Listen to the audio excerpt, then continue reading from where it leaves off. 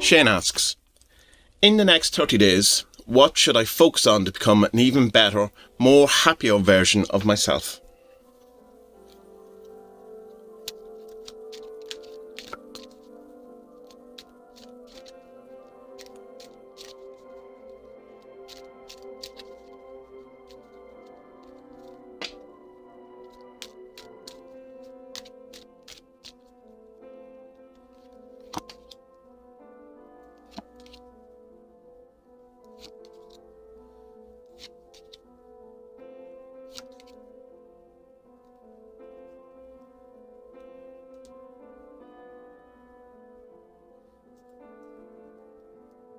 Okay, so what we have here, at the very crux of it, is the seer. So what should I focus on to become an even better, more happier, is your gut instincts, your feelings around, your, rather than necessarily what appearances are, your feelings about them. So it's like, an example would be, rather than what people tell you, is the truth about them or about situations, whatever. It's more focused on, well, no, what do I feel about this? If you're looking for, like, say, a job and you didn't know whether it was the right one or not, but on paper it would look really good, but you had a bad feeling about it or whatever, there would be more to focus on the feeling. Again, the problem with the seer is that you can easily get into mistaking anxiety for, getting a bad gut feeling, whatever, but try not to, get lost in that kind of a thing. So the things that surround the seer then is the adventurer and the moon. So what I was saying is, like, the adventure is always about adventures, of course, but it's about physical adventures. It's about getting out there, doing stuff out in the world, widening your kind of scope, your boundaries, your comfort zones, that kind of thing, widening all of that. Just like, don't go to the same coffee shop all the time. Don't go to the same, pub, venue or whatever. Don't do the same things. Go for a walk in a different place. Go on an adventure somehow. And it doesn't have to be grand adventure or huge adventure where you go and, climb a mountain or something like that. But just something different. Just widen, move, get out there. But it's definitely, the adventure is always something physical. It's not about reading new ideas, watching new films or getting new books, whatever. It's an actual physical out in the world thing. And the moon thing as well. So the seer is looking at the moon.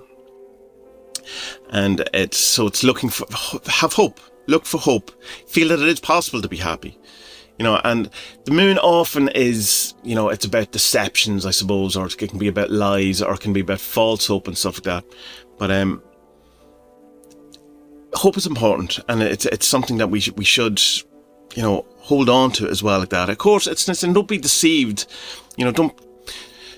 don't go into the false negative thing of the moon card, which is about, don't, be all happy clappy or pretend that you're happy when you're not, this forced positivity or whatever. But it's looking at the light in the darkness. There's a light at the end of the tunnel. There is something, and you can focus on that. The thing not to do is the idea, which is to try and do something completely new, to because we can often have a thing when we're trying to work on ourselves and when we're trying to improve ourselves, whatever, that we can get the book and we can work on, the self-help book, and we can work on something that's in that book. And then it doesn't get us exactly where we want to be. It's not immediate, or maybe the work gets a bit tough, or it's not sexy anymore, and, you're not getting the returns that you hope. So you jump to the next book and you jump to, that same thing, same pattern.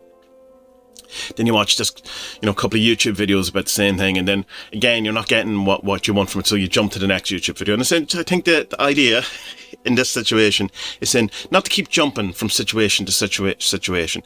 Small incremental, physical movements out, adventures in the world. Have hope, but don't have a radical change of everything you're doing.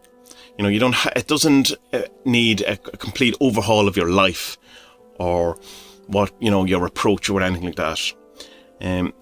And the reverse of the thinker, this is mostly, I think, the reverse of the thinker is, like, don't be cynical, or become kind of jaded, or, so there's even a kind of a sense of, like, in a way, like a condescension towards life or something like that. that you just kind of, life's a bit shit, and you have cynic, and you have this kind of a feeling of, almost wanting to, in a sense, put everything down.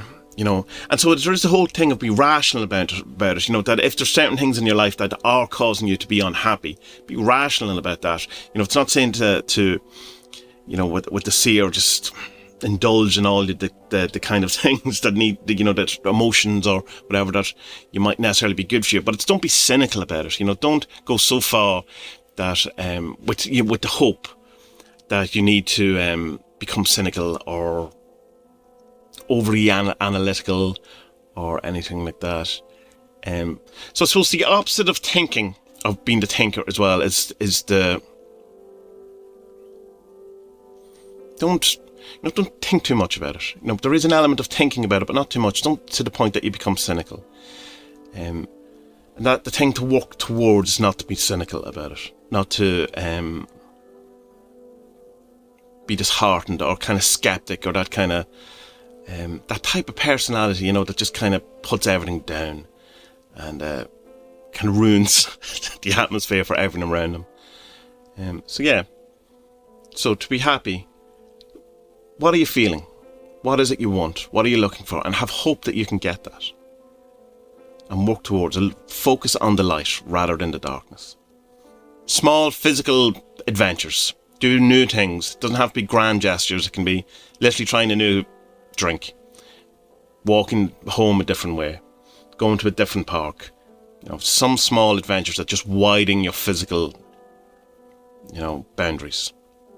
Don't try to overhaul everything and become something completely new. You don't need a whole new approach to your life or anything like that.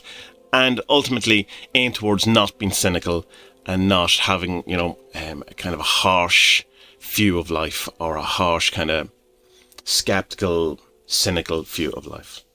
So I hope that helps you, Shane. And I hope you get happy soon and have plenty of good times, and may your best day be ahead.